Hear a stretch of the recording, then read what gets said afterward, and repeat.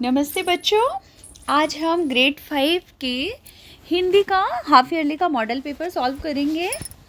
तो चलिए देखते हैं हम सबसे पहले क्या क्वेश्चन है। तो सबसे पहले खंड सेक्शन ए मतलब कि खंड एक आ में क्या दिया है, अनसीन पैसेज एक पैराग्राफ है, उसे हमें प्रॉपर पढ़ना है और फिर उससे रिलेटेड आंसर्स करने हैं। तो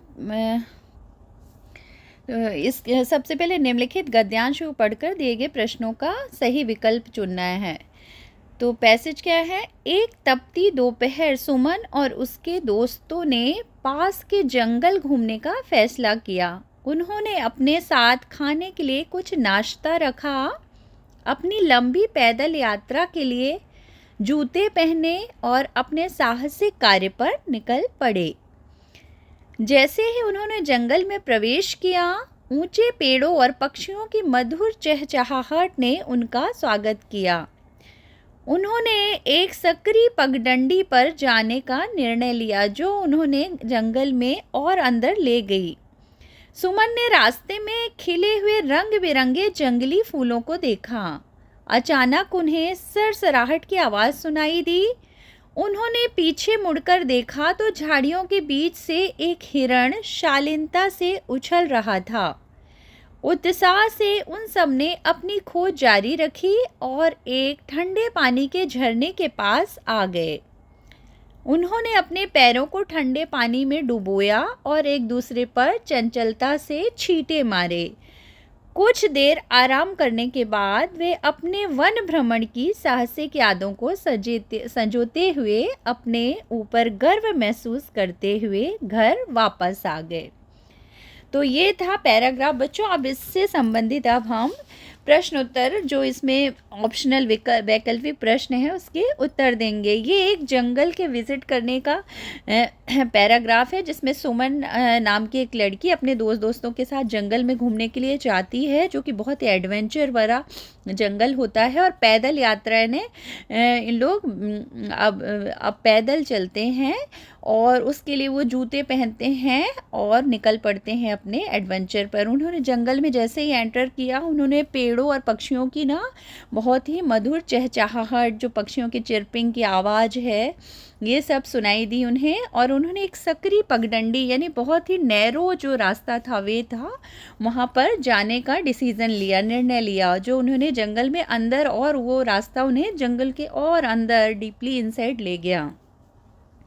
सुमन ने रास्ते में खिले हुए रंग बिरंगे कलरफुल, जो जंगल में कलरफुल खिले हुए रंग बिरंगे फूल थे, वो सुमन ने देखा। और अचानक उन्हें सरसराहट की मतलब एक आवाज़ सुनाई दी, जैसे कि कोई पेड़ से झाड़ियों से एकदम गुजरता है, उस तरह से। उन्होंने जब पीछे ऐसे टर्न होके देखा बैक साइड, तो झाड़ियों के बीच से, बुशेस से, वहाँ पे एक हिरण डियर की बहुत ही शालीनता से उछल रहा था। मतलब एक हिरण जो है ना जंप कर रहा था, उछल रहा था जंगलों में, झाड़ियों के बीच में। उत्साह से उन सब ने क्या अपनी जो एडवेंचर की खोज थी उसको चालू रखी, जारी रखी, और वो आगे बढ़ते गए। और उन्हें एक ठंडे पानी का झरना यानी कि एक कोल्ड वाटर, स्प्रिंग वाटर वहाँ पे एक, तो वहाँ पे वो एक कोल्ड वाटरफॉल, ये झरना यानी वाटरफॉल जो था ना बहुत ही ठंडा था, वहाँ पे आ गए। और उन्होंने अपने पैरों को उस ठंडे पानी में अंदर डुबाया और एक दूसरे पर फिर पानी से वो प्ले करने लगे, छींटे मारने लगे, एक दूसरे के ऊपर पानी डालने लगे। और कुछ देर वहाँ पे आराम करे, रेस्ट करने के बाद वे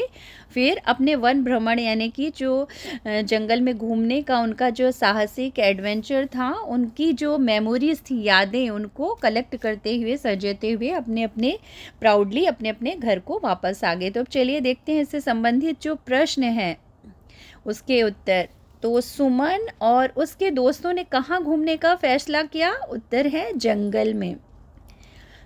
फिर दूसरा है, सुमन ने जंगल में प्रवेश करते ही क्या सुना? पक्षियों की मधुर चहचहाहट, मतलब पक्षियों की आवाज़। और उन्होंने रास्ते में क्या देखा? खिले हुए रंग बिरंगे जंगली फूल।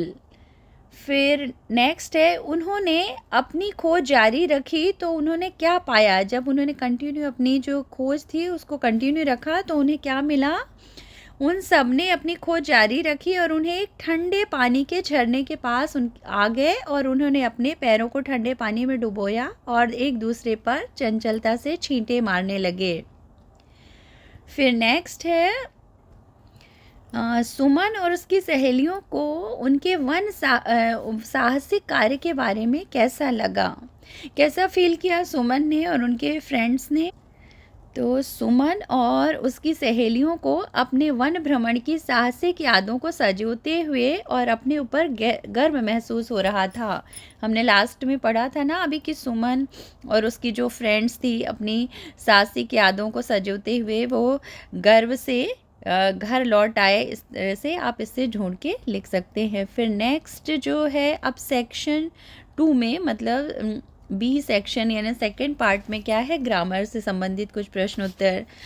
तो यहाँ पे है गुणवान शब्द का उचित स्त्रीलिंग रूप क्या है। गुणवान मतलब जो आपकी क्वालिटीज़ हैं, गुण हैं आपके अंदर, स्पेशलिटी, उसका फीमेल जेंडर क्या है, गुणवती।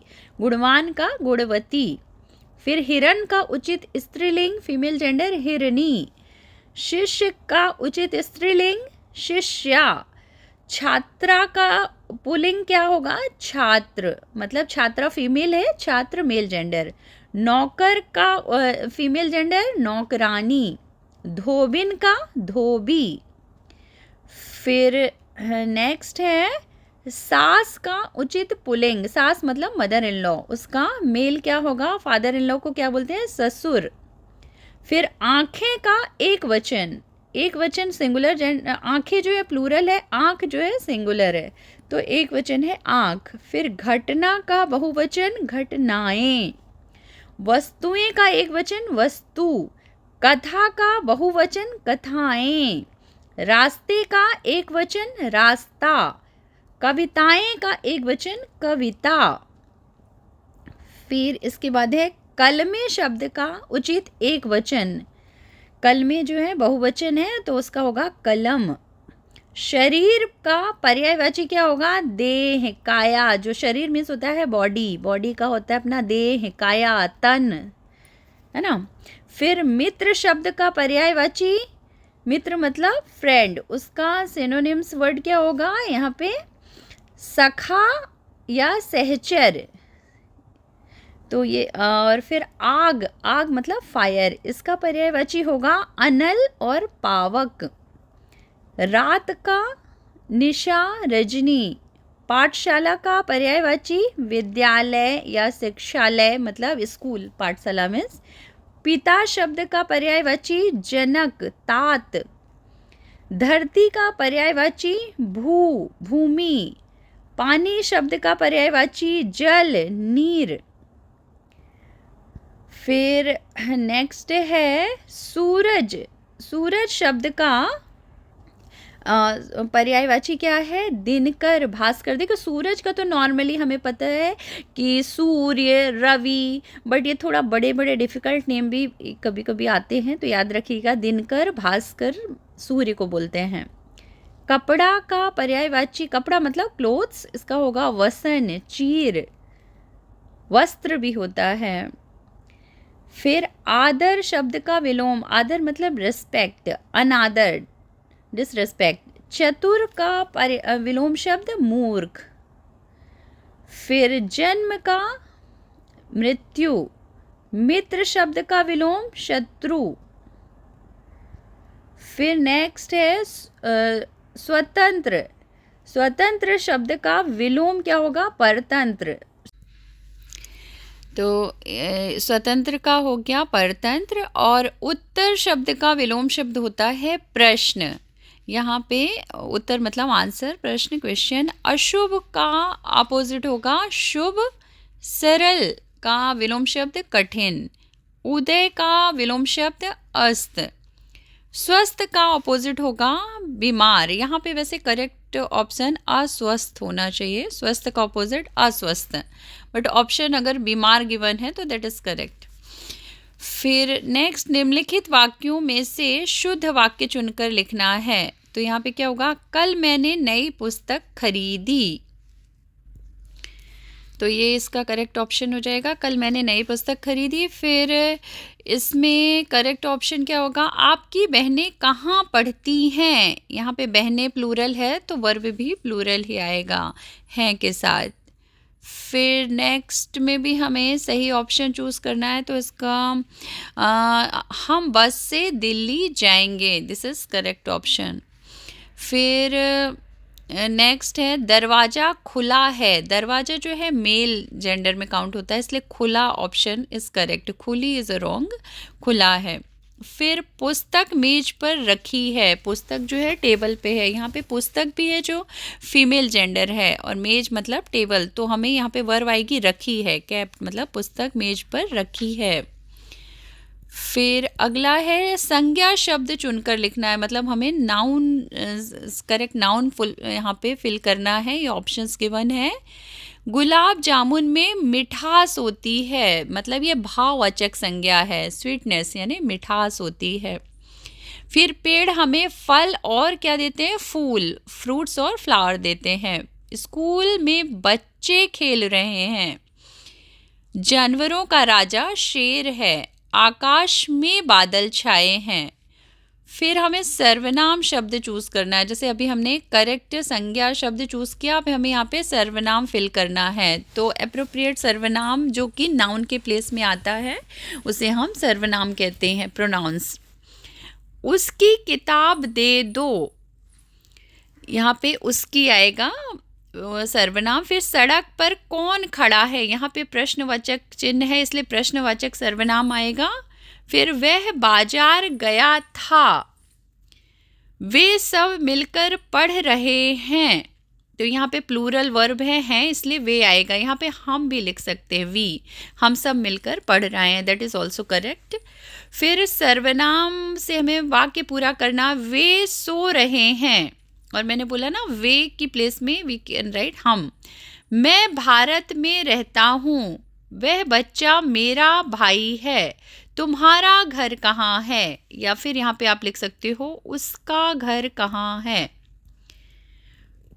फिर नेक्स्ट क्वेश्चन जो है, अभी इसमें क्या हमें काव्यांश को पढ़कर उत्तर देना है, यानी कविता का जो कुछ एक पंक्तियाँ यहाँ पे लिखी हैं।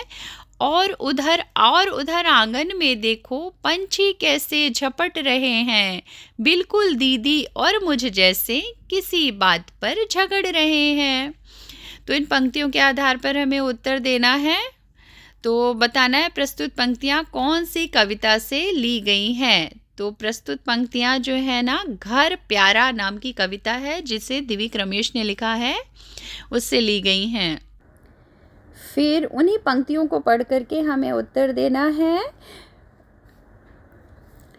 आंगन में कौन झपट रहे हैं, तो पंछी, हमने पढ़ा ना पंछी आंगन में झपट रहे हैं। फिर और उधर डैश में देखो, रिक्त स्थान में सही मतलब एप्रोप्रिएट वर्ड भरना है, और उधर आंगन में देखो। फिर पंछी किसकी तरह झगड़ रहे हैं, दीदी और मुझ जैसे। तो ये सारे प्रश्नों के उत्तर आपको ये जो कविता की जो पंक्तियां हैं ना, ये उसमें चारों लाइन में एक एक प्रश्नों के उत्तर हैं। तो आप इसको अच्छे से पढ़ लोगे तो एक एक लाइन में आपको उत्तर मिल जाएंगे। फिर अगला प्रश्न है, कविता घर प्यारा के कवि का नाम क्या है। देखो बच्चों, आप ना कभी भी कविता पढ़ते हो ना तो हमेशा उसके कवि का नाम जरूर याद रखना। तो कविता घर प्यारा के कवि का नाम दिव्यक रमेश है। क्या नाम है, दिव्यक रमेश। फिर पंछी क्या कर रहे थे, एक कविता घर प्यारा के आधार पर लिखिए। तो पंछी क्या कर रहे थे, तो इसका क्या उत्तर है, अभी हमने ऊपर फिल इन द ब्लैंक्स में भी देखा, पंछी एक दूसरे पर झपट रहे थे। अब क्या निम्नलिखित प्रश्नों के उत्तर 20 से 25 शब्दों में देना है। तो हमें थोड़ा सा करीब 1 से 2 लाइन में इसका उत्तर देना है। तो पहला प्रश्न है, आप अपने देश में क्या बदलना चाहते हैं। तो उत्तर है, मेरी इच्छा अपने देश में बदलाव लाने की है कि सारे देशवासी आलस छोड़कर कुछ काम करें और एक दूसरे के सहयोग से देश को आगे ले जाएं। ताकि हमारा देश फिर से सोने की चिड़िया कहलाए। तो हम ये बदलाव लाना चाहते हैं अपने देश में कि जो आलस है, अपनी अकर्मण्यता है, वो लोग छोड़ दें और अपने देश को फिर से सोने की चिड़िया की तरह बना दें और काम करें। फिर नेक्स्ट है कविता घर प्यारा में बालक माँ को क्या समझा रहा है? बालक माँ को समझा रहा है कि जो लोग सालों से वहाँ रह रहे हैं, ये घर उनका भी है। मतलब ये जो घर में सिर्फ हमारा ही घर नहीं है, क्योंकि इसमें ये छिपकली, मकड़ी, पंछी, जितने भी जीव जंतु, कीड़े मकोड़े रहते हैं, वो सबका घर है।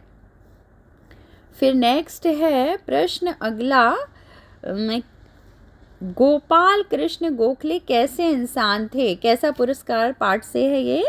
गोपाल कृष्ण गोखले बहुत ही साहसी तथा निर्भीक व्यक्ति थे। कैसे थे? ब्रेव थे और निडर यानी फियरलेस, बिल्कुल एकदम ब्रेव बॉय थे।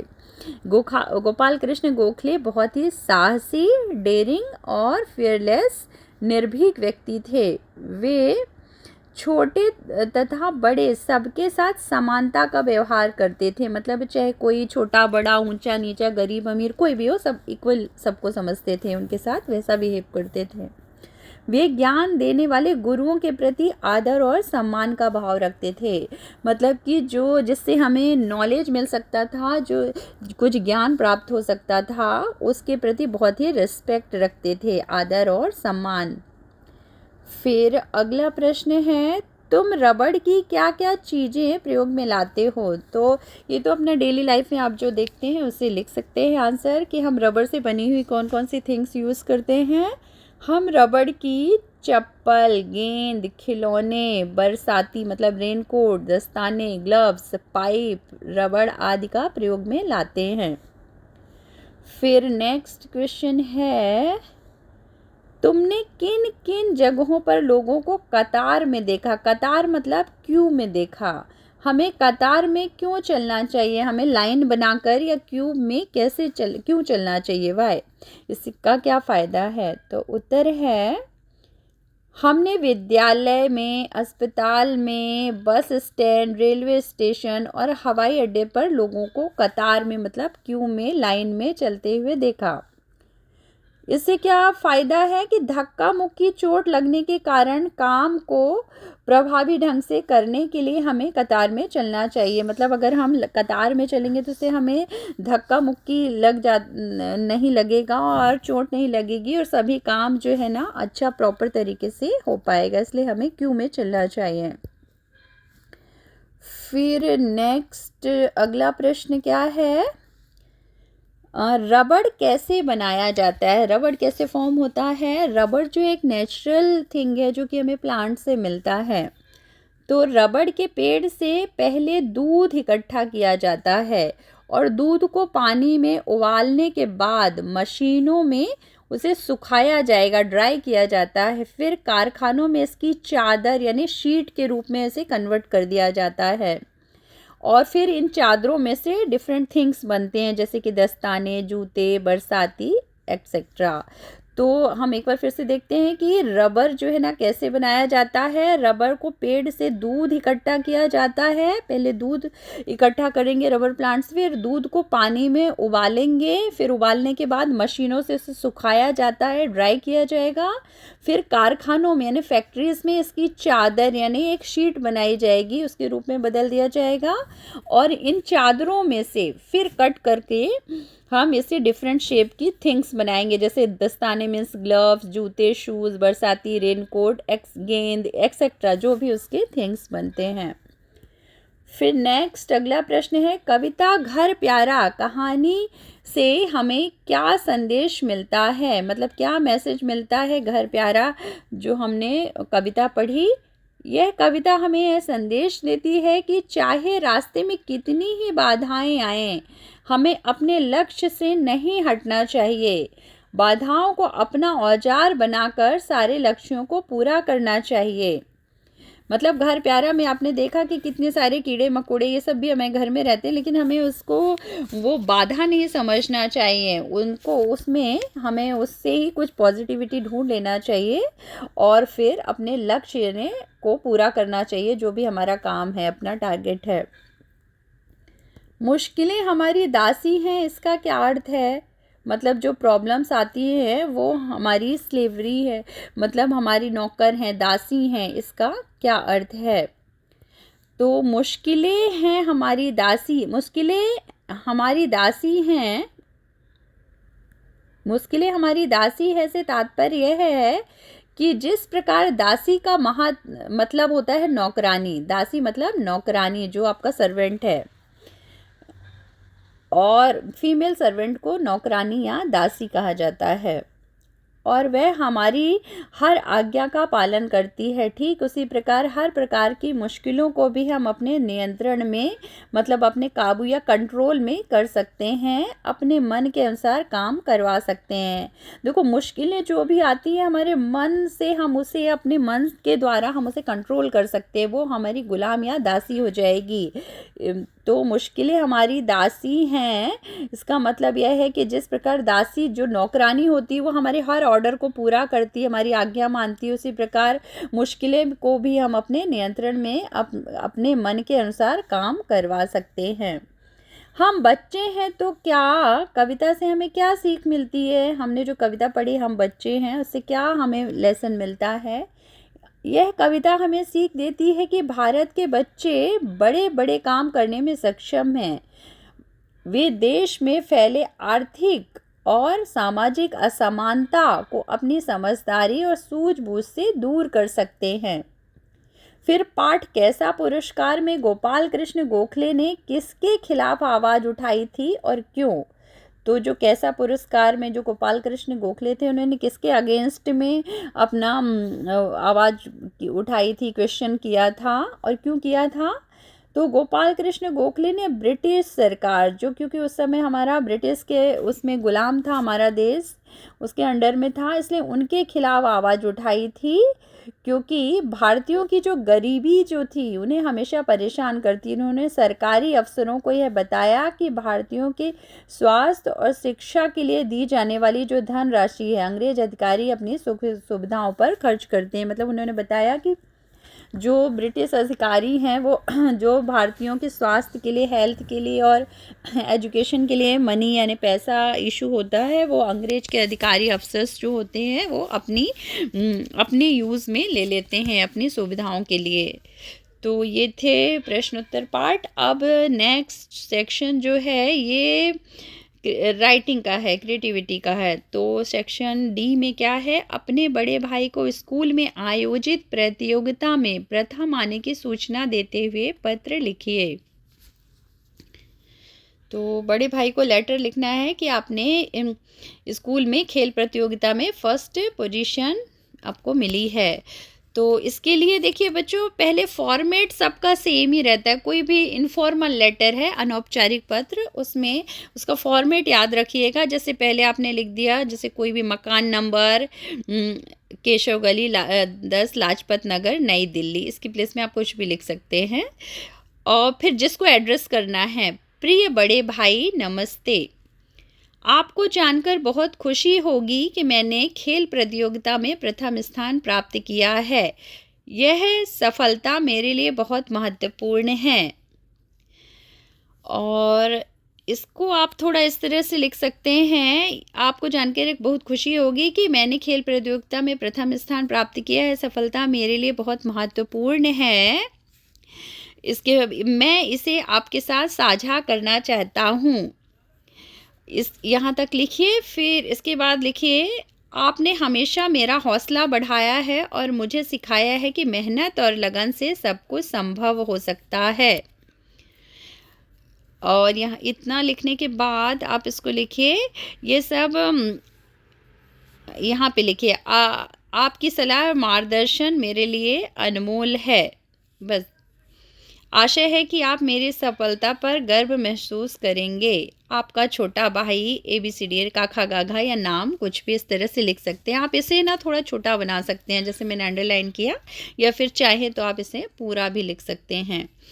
अदरवाइज़ ये थोड़ा सा आप कट भी कर सकते हैं।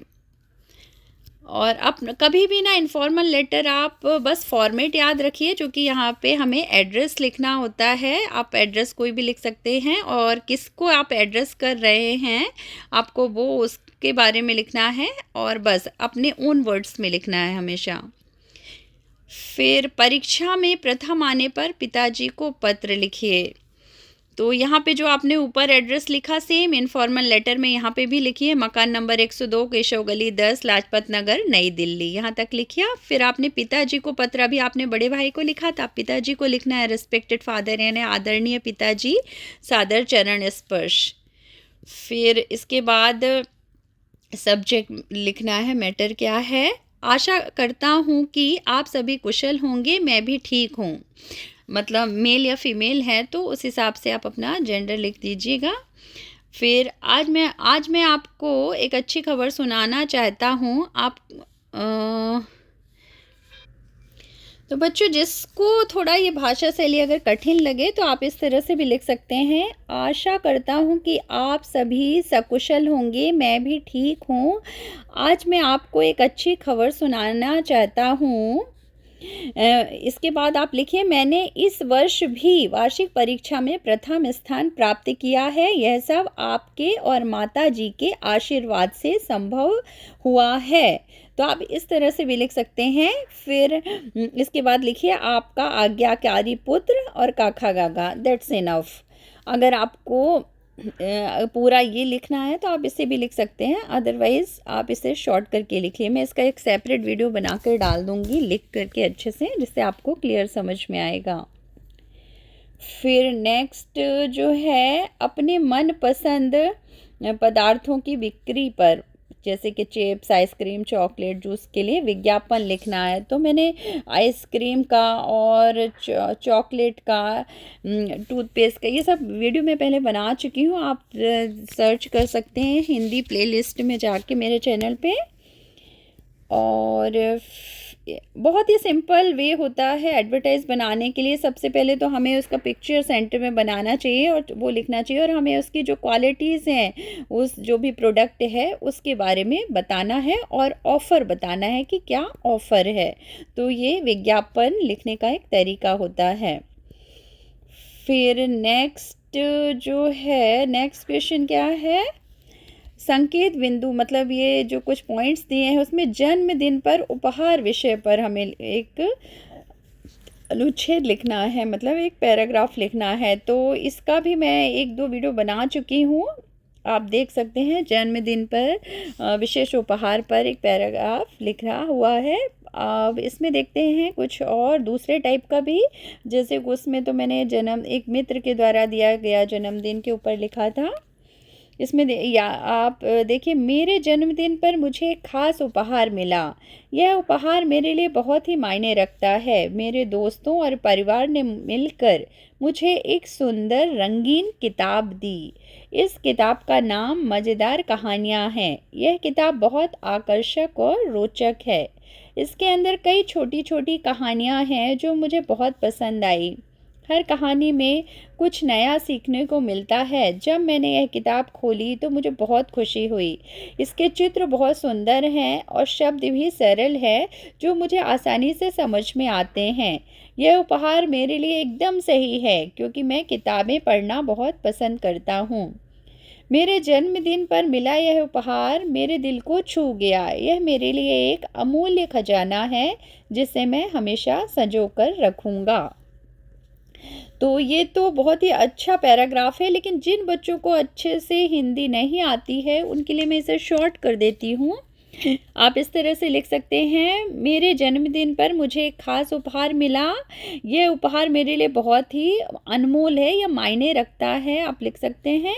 और ये उपहार किसने दिया? मेरे दोस्तों और परिवार ने मिलकर मुझे एक सुंदर रंगीन किताब दी, और इस किताब का नाम है मज़ेदार कहानियाँ। फिर आप लिख सकते हैं, यह किताब बहुत ही आकर्षक और रोचक है। इसके अंदर बहुत छोटी छोटी कहानियाँ हैं जो कि मुझे बहुत पसंद आई। इसके बाद आप चाहो तो और डिटेल में लिखो, नहीं तो फिर आप छोड़ दीजिए। आप लिख सकते हैं, मेरे जन्मदिन पर मिला यह उपहार मेरे दिल को छू गया है। मेरे लिए एक अमूल्य खजाना है, जिसे मैं हमेशा संभाल कर रखूँगा। आप इतना भी लिख सकते हैं। फिर संकेत बिंदुओं की सहायता से मेरे सपनों का शहर विषय पर 30-40 शब्दों में लिखना है। मतलब ये जो पॉइंट्स हैं इसके आधार पर मेरे सपनों का शहर मतलब मेरी ड्रीम सिटी जो है, जिसे रंग बिरंगे शहर, साफ सुथरा वातावरण, मिलनसार लोग, इस पॉइंट के आधार पर हमें मेरे सपनों का शहर जो है, मेरा ड्रीम सिटी, उसके ऊपर एक पैराग्राफ लिखना है। तो मेरे सपनों का शहर एक ऐसा स्थान है जहां हर कोई खुशी और शांति से भरा जीवन जीता है। यह शहर स्वच्छता, हरियाली, आधुनिकता का अद्भुत मेल है। मेरा शहर शिक्षा के क्षेत्र में स्वास्थ्य सेवाएं और तकनीकी रूप से भी उन्नत है, जहां हर घर में इंटरनेट है, यातायात की कोई समस्या नहीं होती, जिससे लोगों को यात्रा में कोई कठिनाई नहीं होती। यहाँ के लोग एक दूसरे के प्रति स्नेह और सम्मान का भाव रखते हैं।